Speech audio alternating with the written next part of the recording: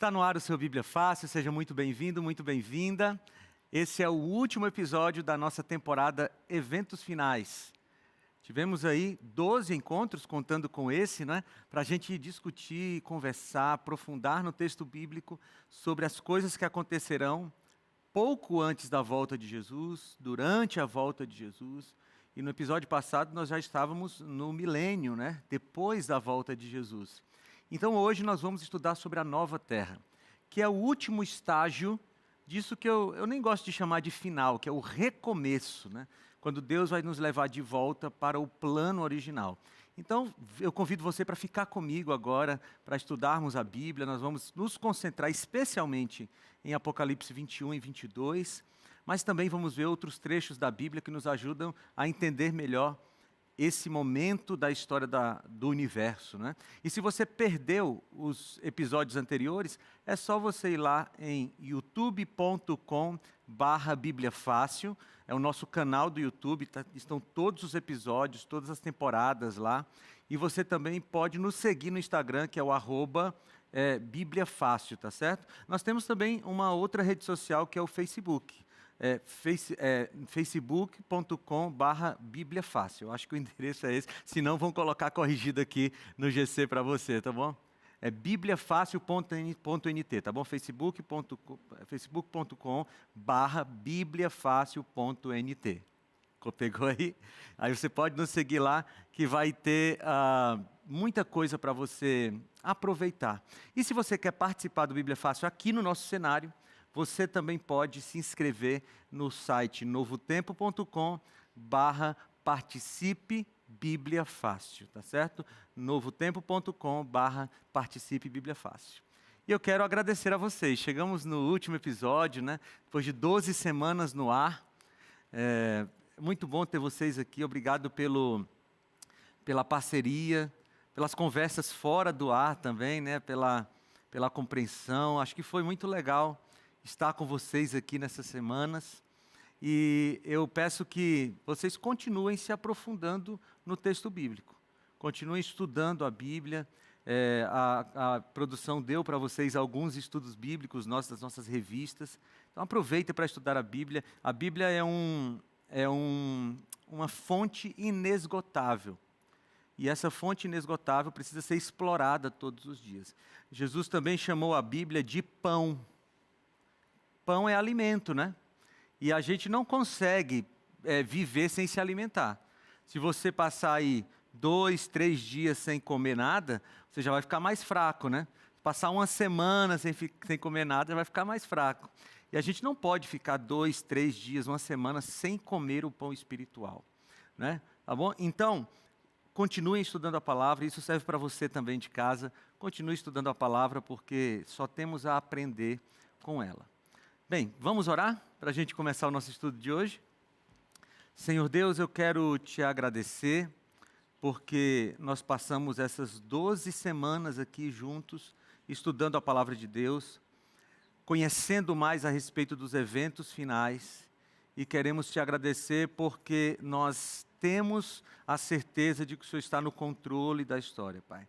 Entregamos a nossa vida em Tuas mãos, para que o Senhor nos guie também neste estudo que termina essa temporada.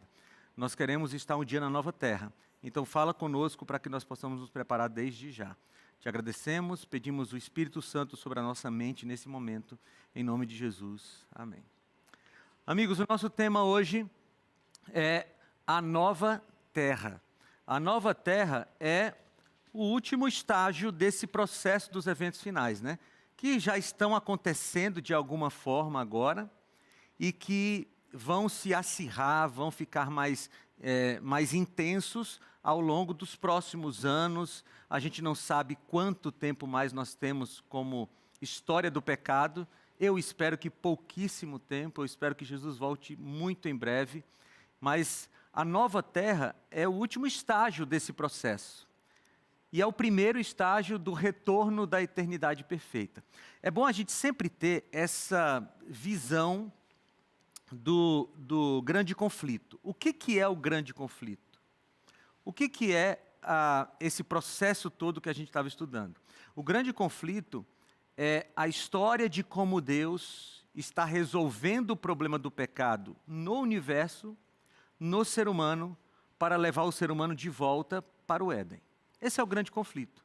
É o bem contra o mal. Deus já resolveu, já deu a sentença do mal, ele já está derrotado, mas agora a luta, a briga é no nosso coração.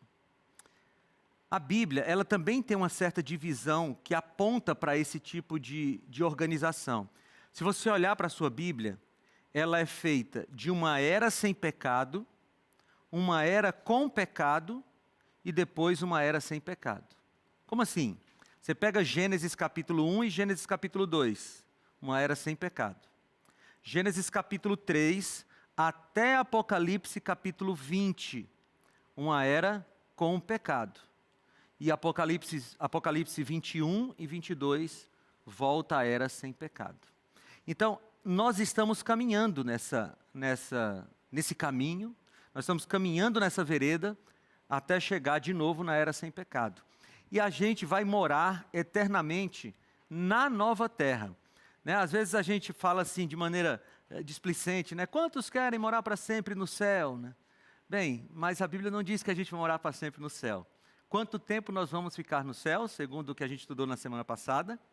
1000 anos, o milênio no céu. Depois de 1000 anos no céu, a gente retorna para a terra restaurada como ela era lá no plano inicial. Então, a nova terra será o lar eterno dos remidos, onde não haverá mais dor, tristeza nem morte, e Deus habitará pessoalmente com o seu povo.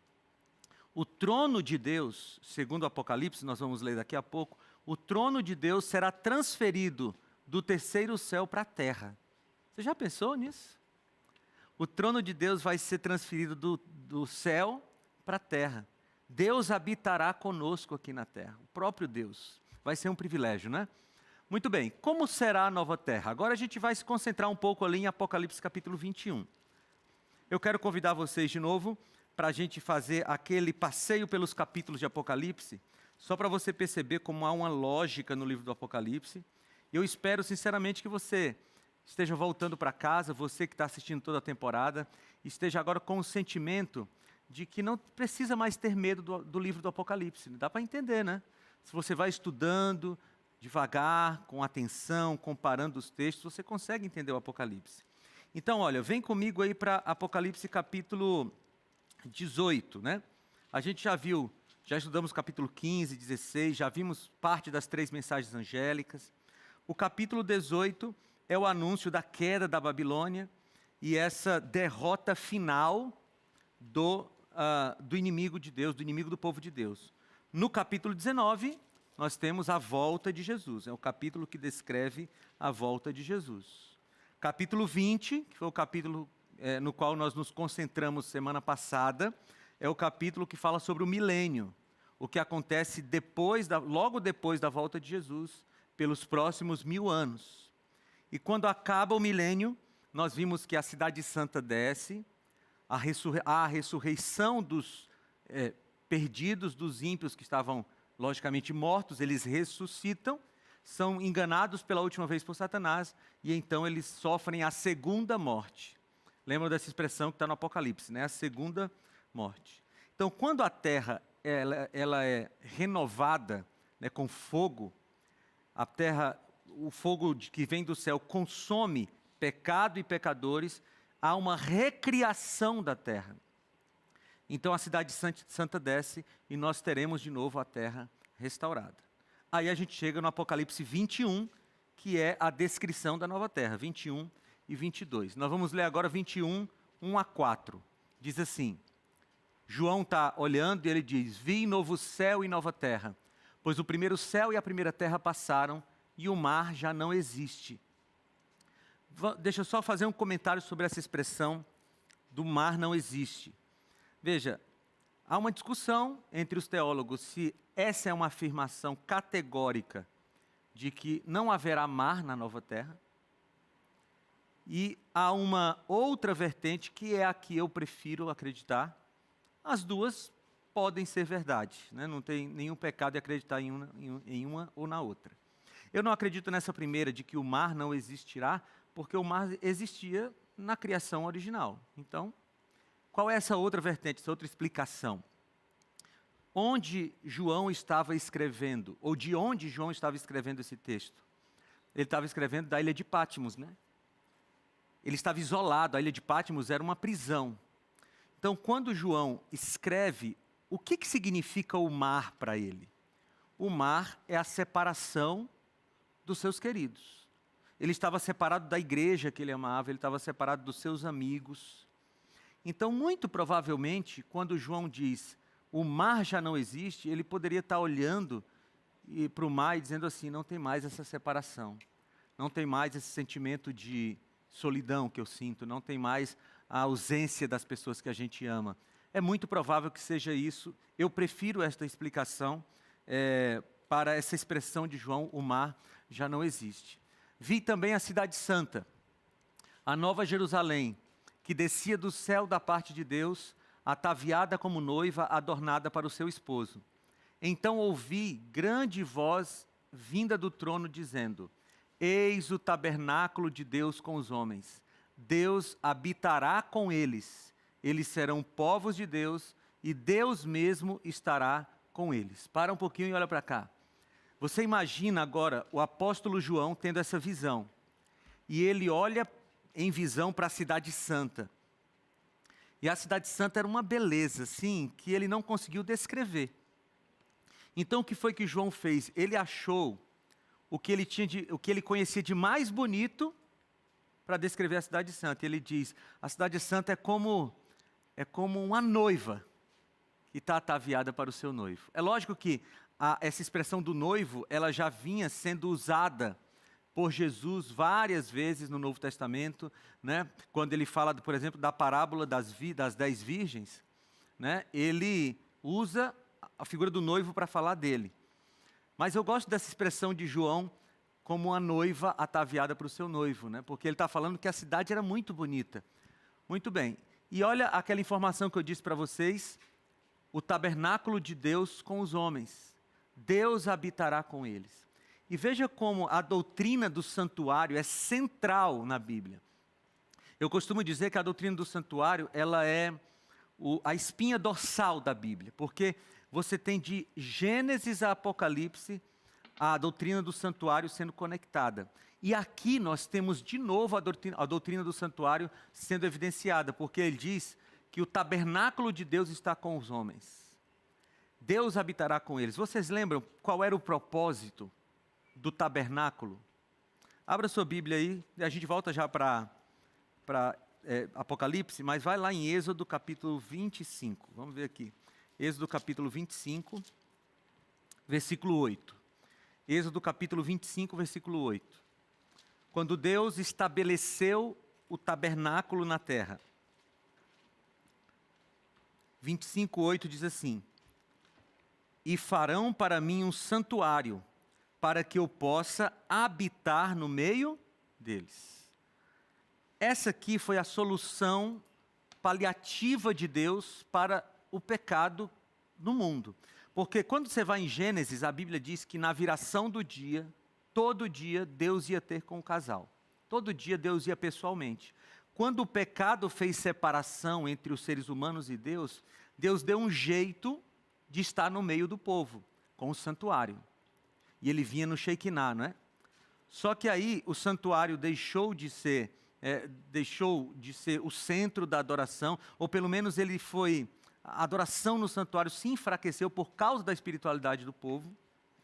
Então, Deus dá um outro jeito de habitar no meio de nós. Vai lá para João capítulo 1, por favor. João capítulo 1. Evangelho de João capítulo 1. Evangelho de João capítulo 1, no versículo 1 diz assim, no princípio era o verbo, e o verbo estava com Deus, e o verbo era Deus. Agora no versículo 14, João 1,14. E o verbo se fez carne e habitou entre nós, cheio de graça e de verdade, e vimos a sua glória, glória como do unigênito do Pai.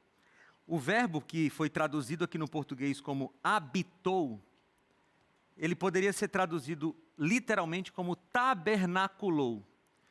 O verbo se fez carne e tabernaculou entre nós.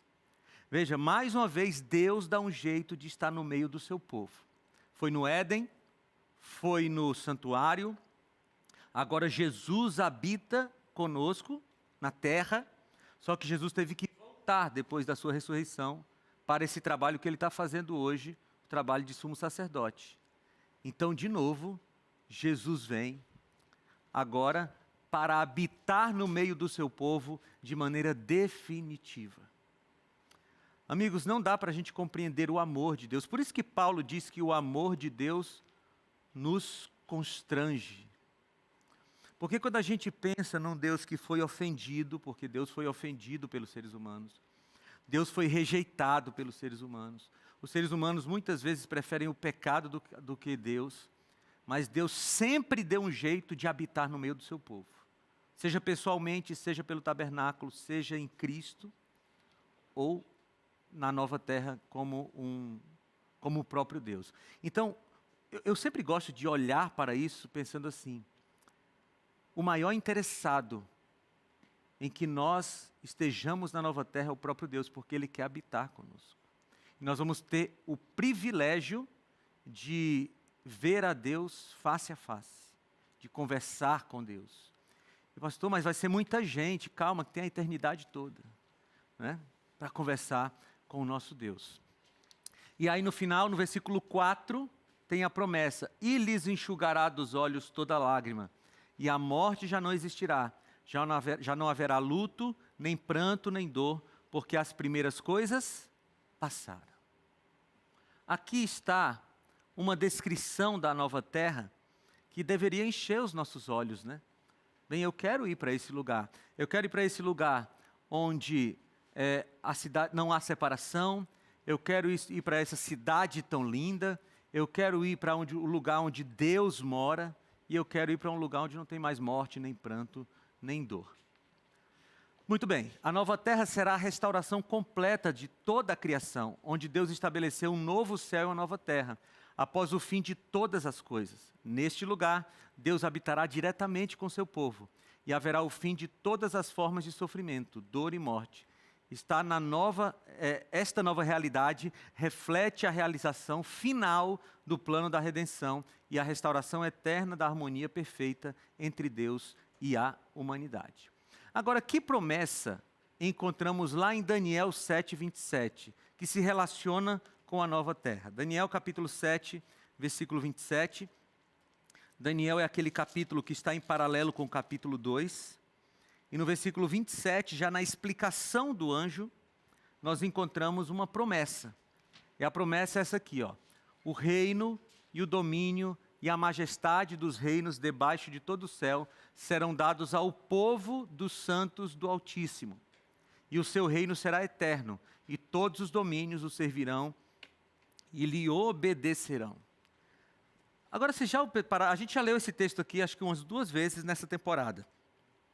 Você já percebeu que vai ser dado para nós o reino, o domínio do reino? Bem, esse reino tem um rei, o rei é Deus, mas nós somos filhos do rei, e nós seremos príncipes para sempre, né? É uma música que eu gosto do Luiz Cláudio, que ele diz que ele nunca teve altas posições nesse mundo, mas ele conhece a Cristo, né? E conhecendo a Cristo, ele é príncipe. Né? Cristo é o rei dos reis, então eu sou filho dele, eu sou príncipe. O reino será dado para cada um de nós. Daniel profetiza que o reino e o domínio serão dados ao povo dos santos do Altíssimo. Um reino eterno que nunca será destruído. A nova terra, portanto, é a manifestação física e eterna deste reino prometido, onde os fiéis desfrutarão da presença contínua de Deus e governarão com ele para sempre, cumprindo as promessas da vitória final sobre o mal e a restauração de todas as coisas.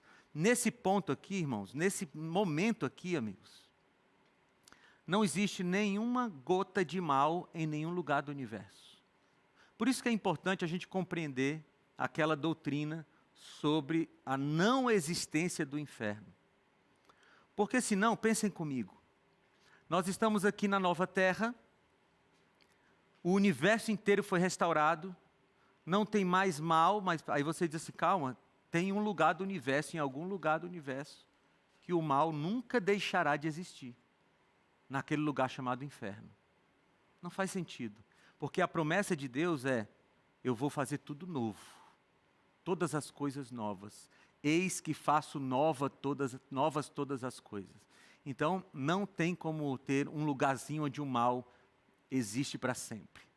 Qual é a importância do rio da água da vida e da árvore da vida na nova terra? Esse é um texto muito importante que às vezes as pessoas perguntam. Vamos entender ele. Apocalipse 22, 1 e 2, tá bom? A gente já está agora passando para Apocalipse 22, que também é a descrição da nova terra.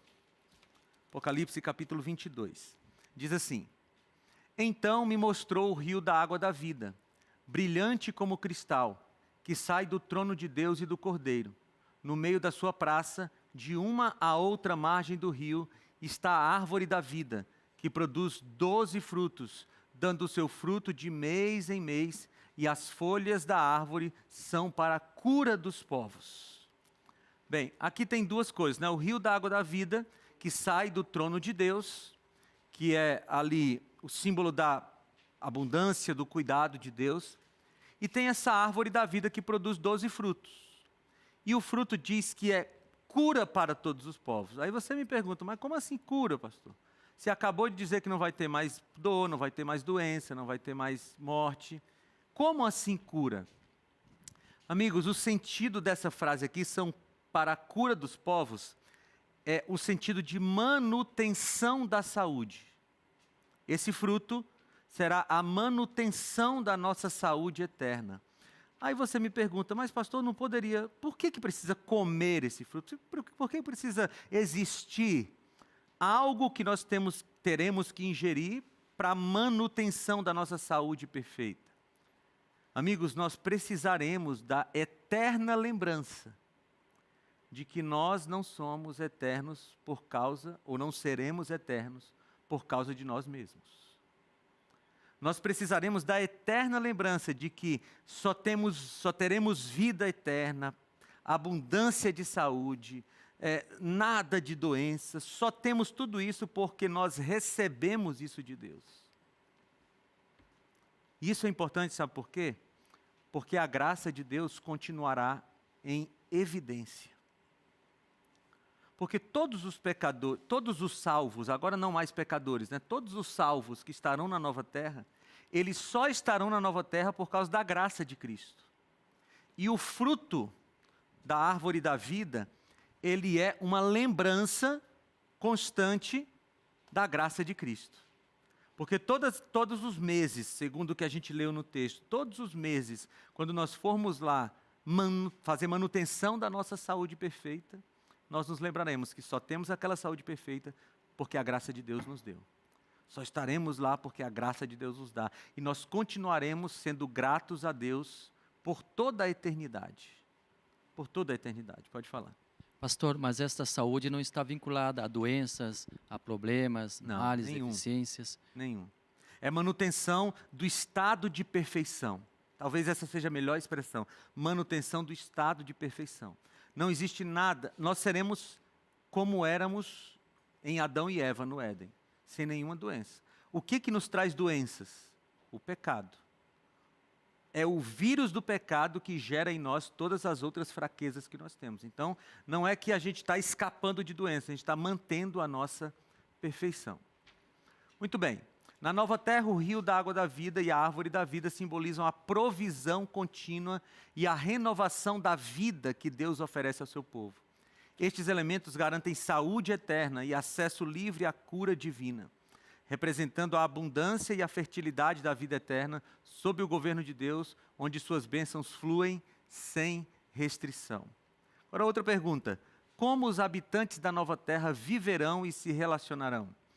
Porque, eu não sei se você já viu essas representações do céu, quando o pessoal, o que é o céu? O céu é alguém sentado numa nuvem, com uma harpinha na mão, tocando. Gente, tocar uma harpinha por 1 hora, vai beleza, né? Por um dia já começa, agora imagine tocar uma harpinha a eternidade toda, sentado naquela nuvem. Será que vai ser um negócio assim, monótono? Vamos aqui ver o que Apocalipse 21, 3, 4 e 22, 5 nos indica. Então ouvi grande voz vinda do trono, dizendo: Eis o tabernáculo de Deus com os homens. Deus habitará com eles. Eles serão povos de Deus, e Deus mesmo estará com eles. E lhes enxugará dos olhos toda lágrima, e a morte já não existirá, já não haverá luto, nem pranto, nem dor, porque as primeiras coisas passaram. 22:5. Então já não haverá noite, nem precisam eles de luz de candeia, nem da luz do sol, porque o Senhor Deus brilhará sobre eles e reinarão pelos séculos dos séculos. A indicação do texto bíblico, a gente pode juntar isso com os textos de Isaías 65 e 66, que o Ives citou no outro programa. Nós teremos a natureza para explorar. Nós teremos milhares e milhares de perguntas a fazer. Imagina hoje, os cientistas hoje demoram anos para fazer um doutorado. Esses dias eu estava fazendo uma pesquisa e eu vi uma pessoa que era ela era doutora em uma parte específica do corpo da abelha, né? Era um negócio assim impressionante, né? Ela fez um doutorado todo ali, 4, 5 anos, sobre uma parte específica do corpo da abelha. Um doutorado em biologia, se não me engano. Bem, nós teremos a eternidade toda para conhecer o corpo da abelha, conhecer como é que é de botânica, de zoologia, de astronomia. Nós teremos a eternidade toda para conhecer perfeitamente a natureza que Deus criou. Então há muita coisa para se fazer na eternidade, fora as conversas que nós teremos com Deus, com Davi, com Abraão, com Isaac, com Paulo, com José. Veja, tem muita coisa para a gente fazer. E tem mais coisas para a gente conhecer sobre a nova terra. A gente vai para um rápido intervalo, mas volta já já. Estamos de volta com o seu Bíblia Fácil e eu quero oferecer para você essa revista que foi o nosso material didático desta temporada, não é? Essa revista tem o conteúdo que nós apresentamos aqui, tem mais coisas além do conteúdo que nós apresentamos. E essa revista, embora a temporada do Bíblia Fácil esteja acabando, mas a revista Eventos Finais ainda pode ser sua, você pode pedir e nós vamos mandar para sua casa sem custo algum. Os Anjos da Esperança já pagaram essa revista, obrigado a você que é Anjo da Esperança, pagaram inclusive o envio dessa revista para sua casa. Você não vai pagar absolutamente nada. A única coisa que você vai fazer é esperar o carteiro chegar entregando aí a sua revista. Mas você tem que pedir. E se você pedir, a gente manda para qualquer lugar do Brasil. Se na sua região chega a correspondência pelos correios, vai chegar na sua casa. Então, o nosso número de WhatsApp é 1298244 4449. 1298244 4449. Esse é o número de WhatsApp, tá? Você manda uma mensagem, quero a revista Eventos Finais. E a gente vai te ajudar a fazer o cadastro e vai chegar na sua casa. Se você prefere ligar para a gente, então, na semana, ali de segunda a quinta, de 8 até as 10h30, e na sexta-feira, de 8 até as 4h30 da tarde, nós estamos no telefone 0 operadora 12 21 27 31 21. Você vai falar com uma atendente da escola bíblica e essa atendente vai fazer o seu cadastro e vai mandar a revista para você. Ou se você quer agora, pastor, eu quero essa revista agora, tem um jeito. Você pode entrar em novotempo.com/escola bíblica e baixar o PDF dessa revista. E aí você tem a revista imediatamente para você começar a estudar, tá bom? Lembrando que você não paga nada por isso, porque os Anjos da Esperança já pagaram. Vamos continuar aqui. Só uma explicação sobre o último texto. Os habitantes da Nova Terra viverão em uma comunidade perfeita e harmoniosa, livre de dor, tristeza e morte. Governarão junto a Cristo e servirão a Deus eternamente, desfrutando de uma comunhão direta e contínua com Ele. Este ambiente refletirá o desígnio original de Deus para a humanidade, caracterizado por relações justas, paz, alegria e alegria eternas. Antes da gente avançar, deixa eu mostrar uma coisa para você lá na segunda carta de Pedro. Você quer falar? Pode falar, Ivani. Pastor, me tira uma dúvida. Aqui em Isaías 65, no versículo 20, diz assim: não haverá mais nela criança para viver poucos dias, nem velho que não cumpra os seus. Porque morrer aos 100 anos é morrer ainda jovem, e quem pecar só aos 100 anos será amaldiçoado. Está falando o quê? Da nova... Isso. Veja, Isaías, os textos do Antigo Testamento, eles são uma mistura de profecias do futuro, com profecias sobre o presente. Então, os textos de Isaías 65 e 66, eles são a mistura de falar sobre a nova terra e sobre a realidade que Isaías via no seu povo naquele momento. Isaías estava falando de duas realidades aqui. A primeira realidade, a mais imediata, era a restauração que ele anunciava para o povo de Israel. O povo de Israel enquanto nação.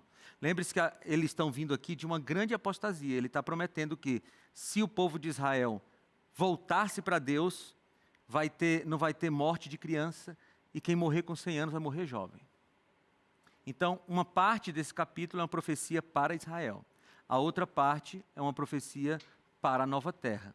Isso acontece muito no que a gente chama de profecia clássica, que é a profecia misturar dois tipos de aplicação. Você quer ver um outro lugar que acontece isso? Lá em Mateus capítulo 24. Quando Jesus está falando dos sinais da volta de Jesus, da sua volta, ele mistura tanto os sinais da queda de Jerusalém, que aconteceria 30 anos depois, ali no ano 70, quanto da sua vinda no futuro. Então, quando a gente está estudando profecia, tem que ter esse cuidado, né? Esse texto claramente não é sobre a nova terra, por quê? Porque ele está falando de gente morrendo. E lá na nova terra não vai ter gente morrendo. Então, a gente tem que ler esses textos proféticos assim, identificando o que é aplicação imediata para o povo e o que é uma aplicação para o futuro. Tá certo? Vamos lá. Que a Nova Jerusalém representará para o povo de Deus. Apocalipse 21, 2, 3 e 21, 10 a 27. Vamos ler? Apocalipse capítulo 21. Vi também a cidade santa, a Nova Jerusalém, que descia do céu da parte de Deus, ataviada como noiva adornada para o seu esposo. Então ouvi grande voz vinda do trono, dizendo: Eis o tabernáculo de Deus com os homens. Deus habitará com eles. Eles serão povos de Deus, e Deus mesmo estará com eles. Agora vamos lá para 21, 10.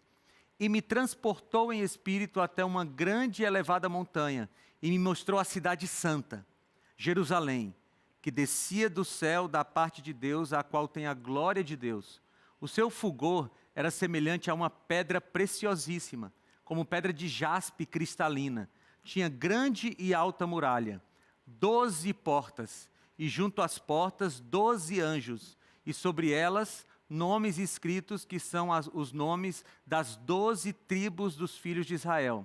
3 portas se achavam a leste, 3 portas ao norte, 3 portas ao sul e 3 a oeste.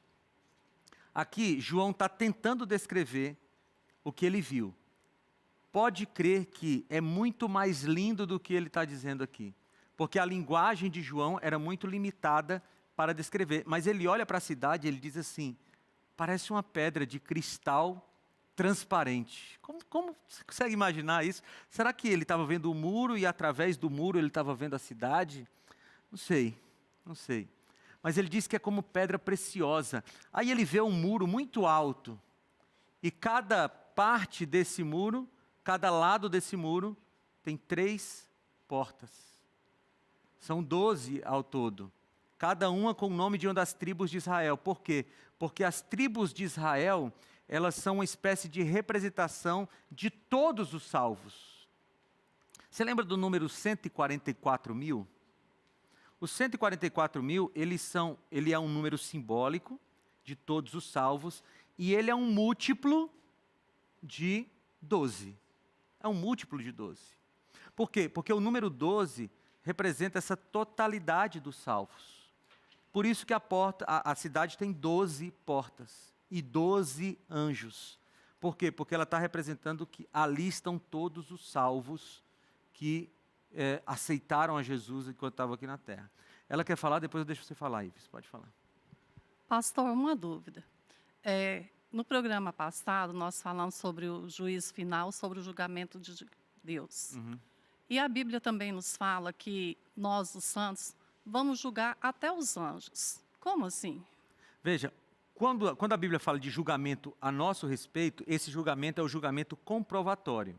Porque só quem pode dar sentença é o nosso Deus. Mas quando a Bíblia diz que nós vamos julgar os anjos, é porque nós vamos saber também por que os anjos se perderam. O julgamento da nossa parte já não é mais para dizer está salvo e está perdido. Porque quando a gente for julgar com Deus durante o milênio, todo mundo que está salvo, todo mundo que está perdido, está perdido. Então, quando a gente vai julgar os anjos, é saber por que aquela terça parte dos anjos também se perdeu. Porque tem muita coisa que a gente não sabe ainda, né? Como um terço dos anjos perfeitos se tornaram demônios. A gente não consegue explicar tudo. Nesse julgamento dos anjos, a gente vai conseguir saber essas coisas também. Então, é nesse sentido de saber o motivo das coisas, né? Ives.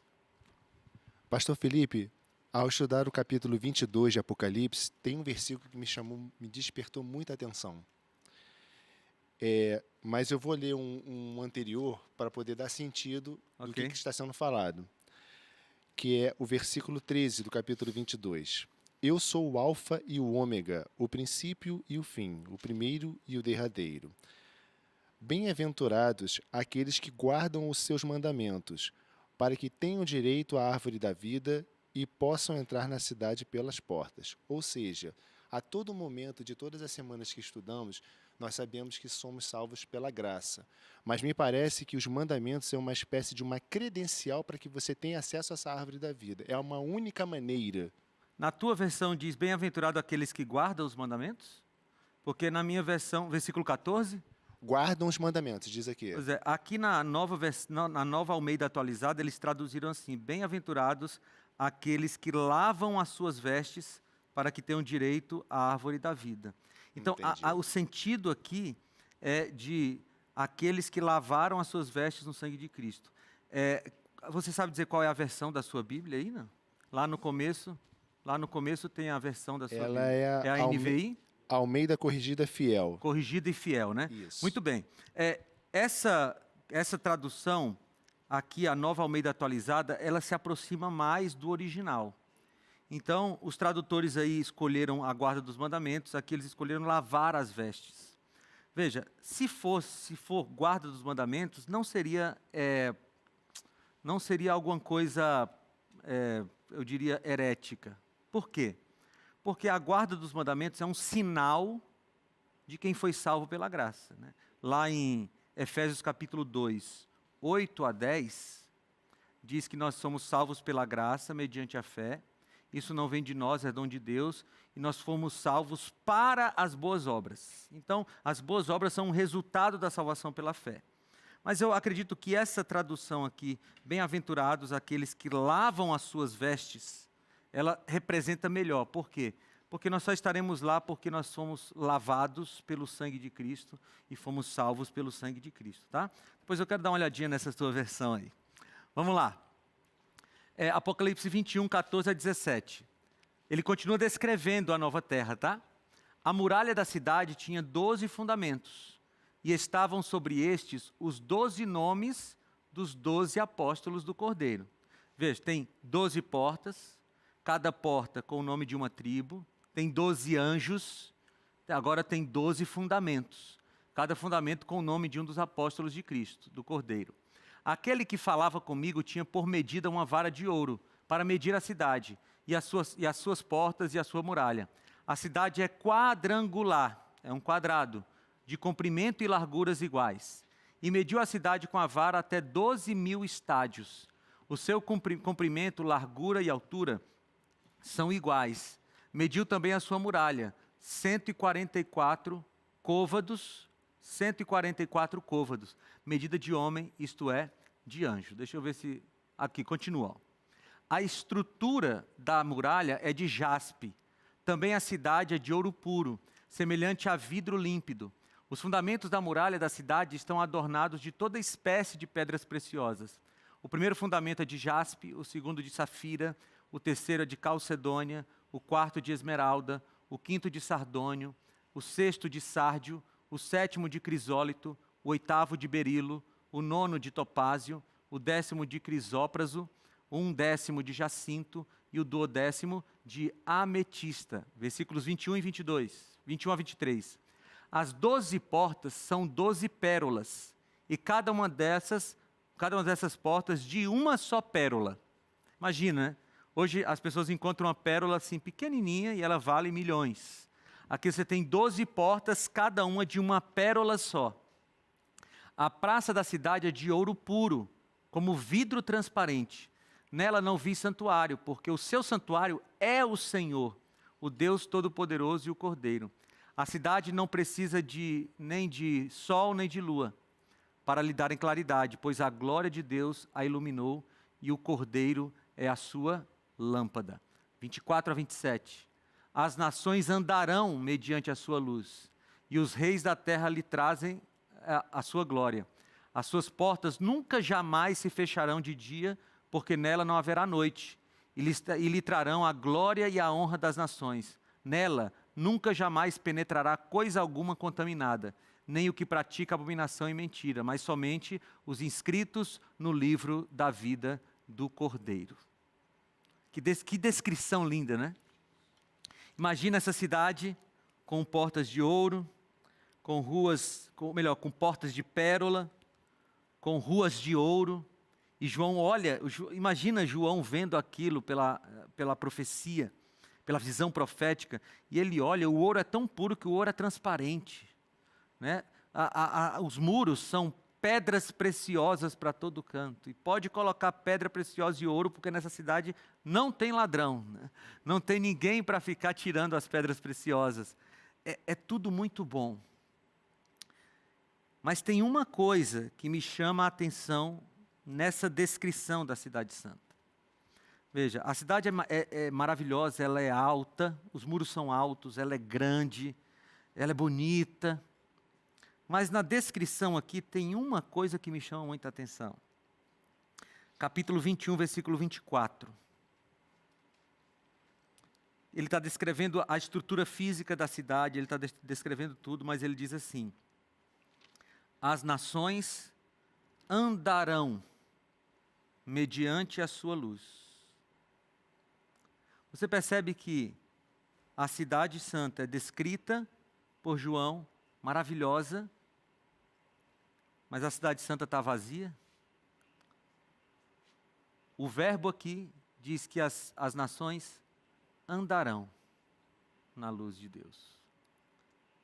A cidade santa está pronta, eu creio, mas hoje ela ainda está vazia, esperando por mim e por você. Vai comigo lá para João capítulo 14, por favor. Evangelho de João, capítulo 14. Palavras de Jesus, João capítulo 14, a partir do versículo 1, ele diz assim: que o coração de vocês não fique angustiado. Vocês creem em Deus? Creiam também em mim. Na casa de meu pai há muitas moradas. Se não fosse assim, eu já lhes teria dito, pois vou preparar um lugar para vocês. E quando eu for e preparar um lugar, voltarei e os receberei para mim mesmo, para que onde eu estou, vocês estejam também. Essa foi a promessa de Jesus, quando ele esteve na terra, já perto do fim do seu ministério na terra. E ele diz assim: olha, vocês estão com o coração agitado? Então eu vou dizer para vocês o que vai acalmar o coração de vocês. O que vai acalmar essa tempestade no coração de vocês. Eu estou indo preparar um lugar. E quando eu for preparar o lugar, eu voltarei. E voltarei para receber vocês, para que vocês estejam comigo naquele lugar.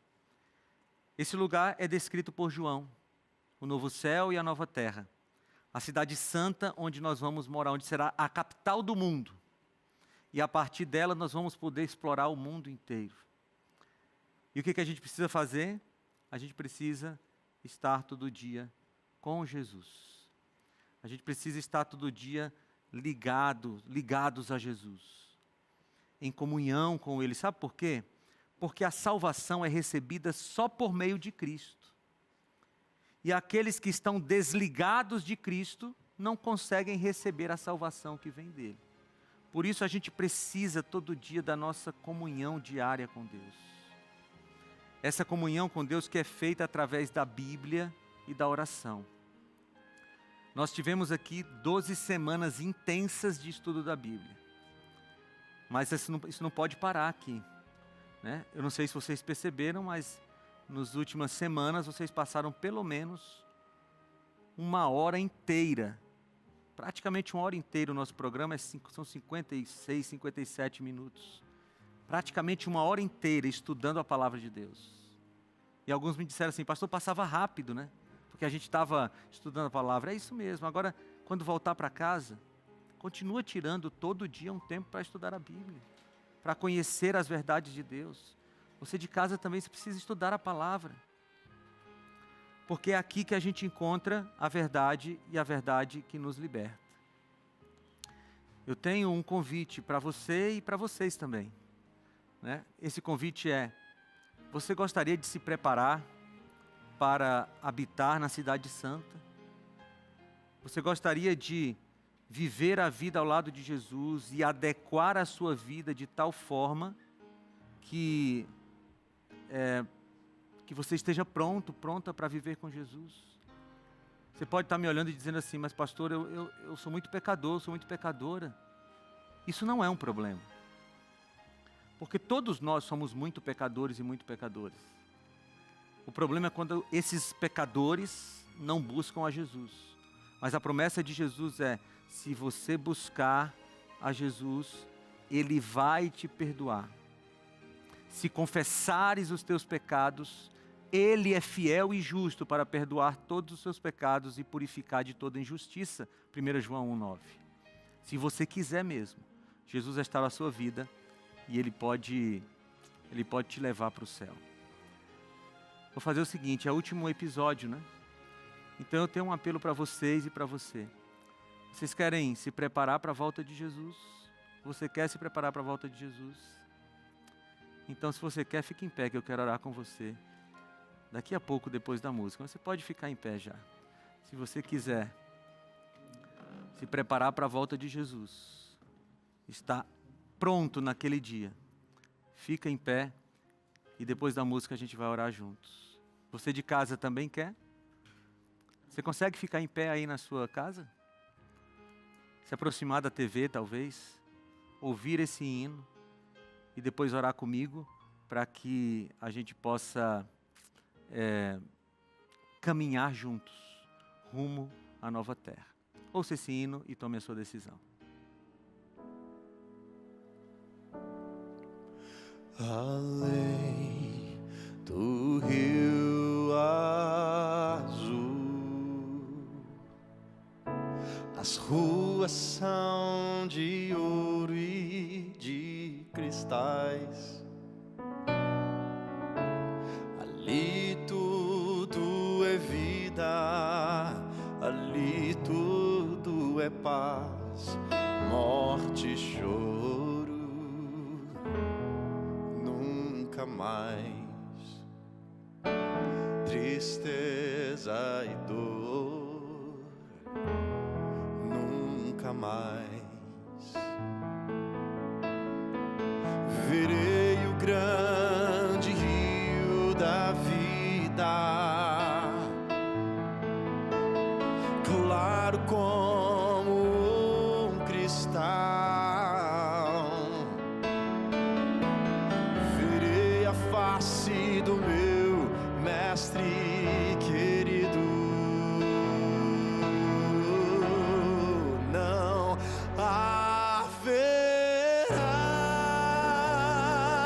mais noite ali, não haverá nenhum clamor. Verei os olhos de Jesus e tocarei seu corpo, enfim.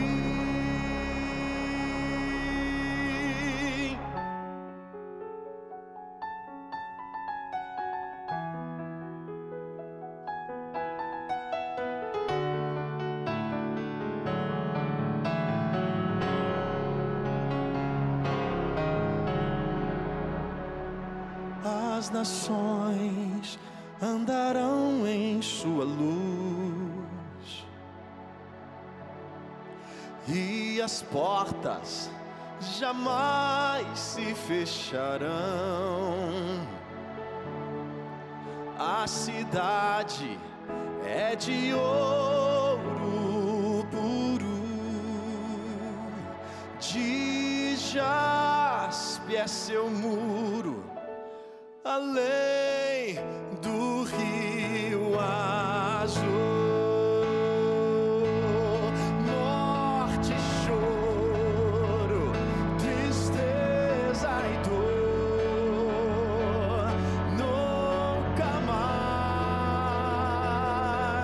nunca mais.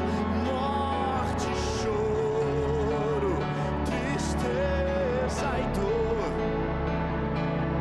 nunca mais,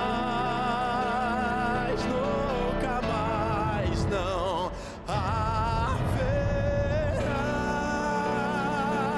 mais noite ali, não haverá nem o clamor. Verei os olhos de Jesus e tocarei seu corpo, enfim.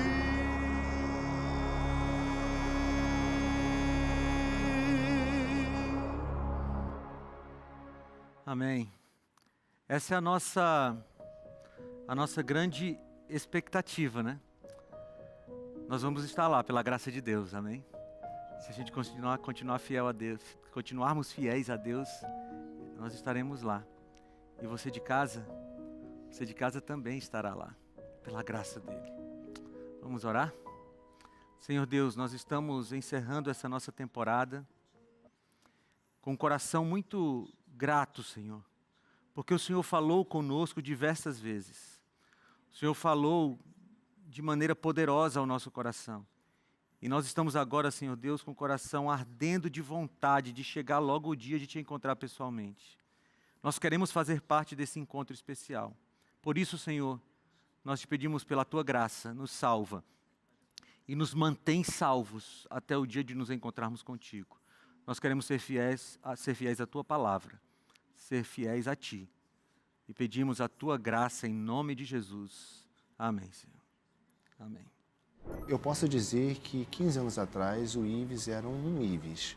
E à medida que eu fui amadurecendo no Evangelho, à medida que eu fui adquirindo também os conhecimentos da Palavra de Deus através da TV Novo Tempo, dos materiais de estudo bíblico, principalmente do Bíblia Fácil, isso foi um divisor de águas para o meu aprendizado espiritual. É como se tivesse descortinado a mente, os olhos.